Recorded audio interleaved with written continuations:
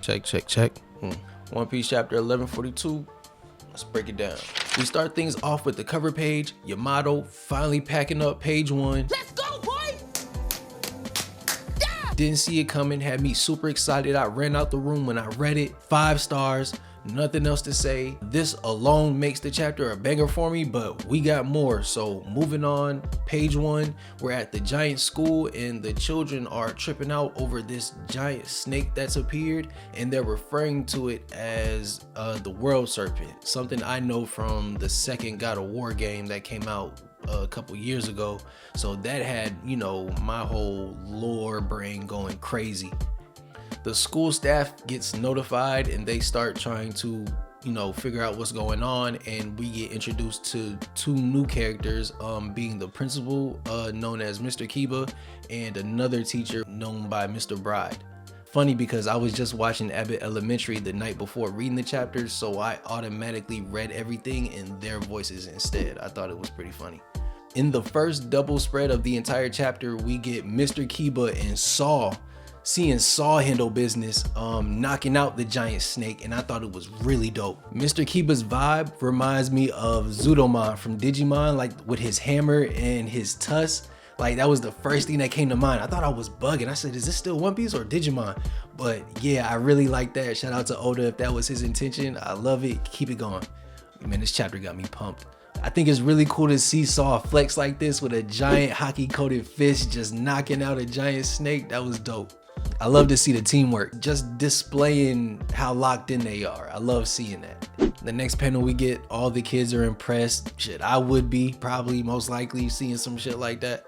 That's when Robin starts, you know, getting curious, and she's wondering about the monsters, but Saw only knows about the occasional animals that'll come through every now and then, nothing like the world serpent or what they're hearing about.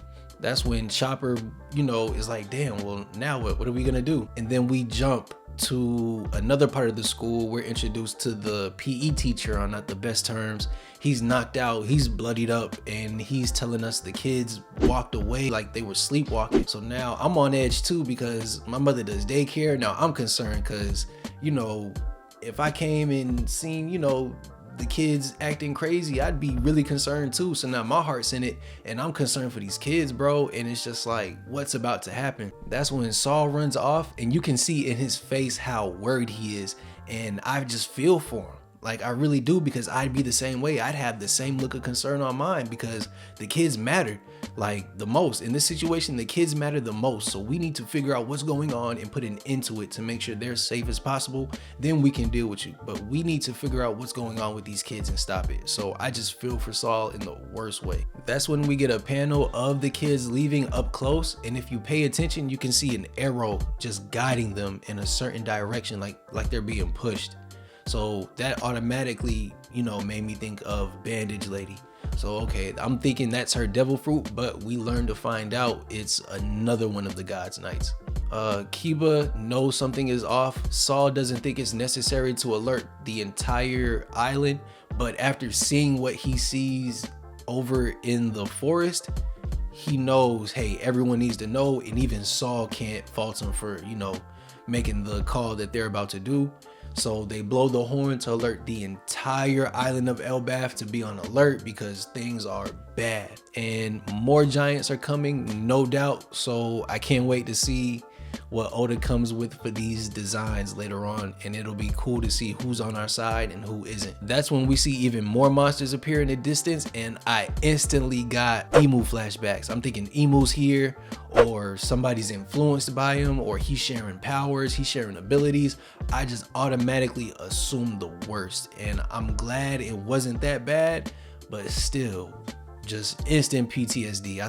I really thought Emu was here to end it all. That's when the kids start fainting and nobody knows the cause. Like, it's not just the kids that were already leaving, it's the kids that were remaining now. They're starting to be affected by this ability nobody understands. So everybody's just growing more and more concerned. But luckily we have Chopper here to offer his medical services, and he's gonna give us a hand. He's gonna examine the kids, and hopefully he can, you know, just quickly come to the conclusion that this is some devil fruit shenanigans and somebody is here causing this. And then for like to wrap up the second half of the chapter, we're back at the realm of the dead with Luffy and everyone. We're dealing with the we're dealing with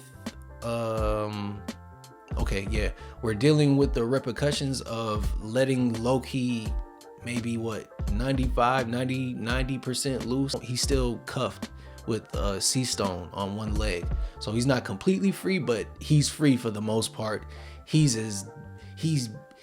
the biggest thing that's been bigger than big, man. Like, this guy is huge.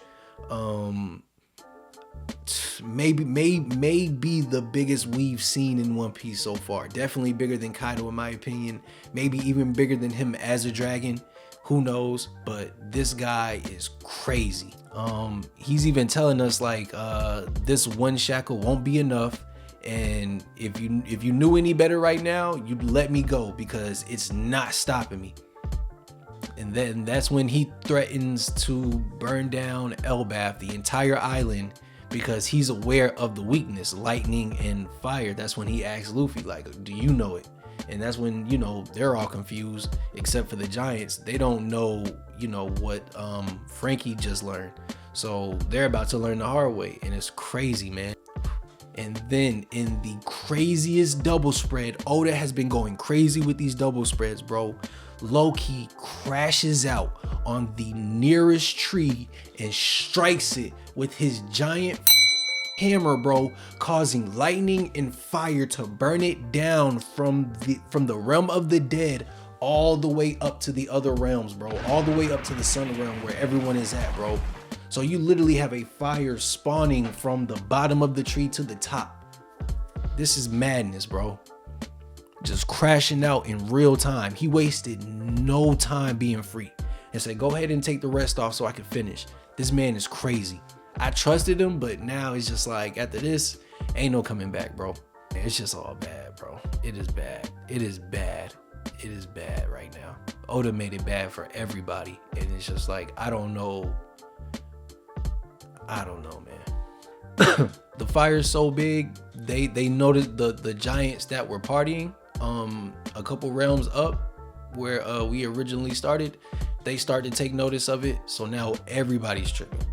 I'm gonna need to see some accountability from Zoro later on, because he let Luffy go on with this. He could have stopped him. So yeah, I'm gonna definitely need like an apology or something from Zoro later on. I just gotta see that, from somebody that solid. I need them to recognize like, yeah, I kind of did cause this. You know what I mean? Like, Zoro had a hand in causing Ragnarok in the One Piece universe. Kind of need some accountability there, my boy. Still rock with you though. And then to wrap up the chapter, we're back at the school for a bit. The staff is there trying to piece together, what's going on, what's causing this, how can we fix it? And from the teacher Angie's perspective, she remembers the kids going on about things they were scared of, things that might have, that might have struck in fear in them. And that's when they go on about Draugr, Fenrir, Loki, Nika, things like that, things of Norse myth. A lot of terms I was familiar with playing God of War thanks to it. So luckily I wasn't too lost with the names. I recognized most of them. And she comes to the conclusion after stepping outside that like, yeah, these are what the kids described to me as their worst fears. So this is like everything they're scared of incarnated, and we learn it's through the devil fruit ability of Quill and Bandage Lady. They're working together to combine devil fruits in some kind of way, but I think there's a third. I think it's Saint Summers too. I think they're all just combining their abilities.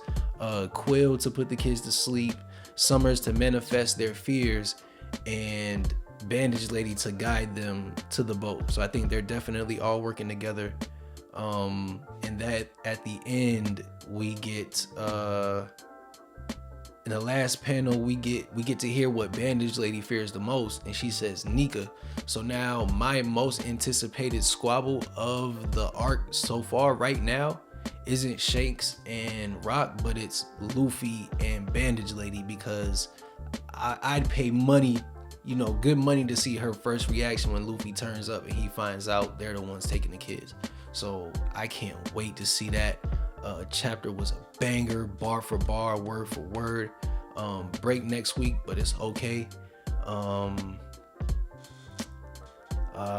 Man, this was great. Loki's up. He's not wasting no time. How'd you guys feel about it? Let me know down below in the comments. Make sure you stretch. Make sure you drink water. I may drop more content in the meantime, depending on what I watch, depending on how I'm feeling about it. If I feel like I really want to say something. But yeah, in the meantime, y'all be okay. Y'all be groovy. Peace out.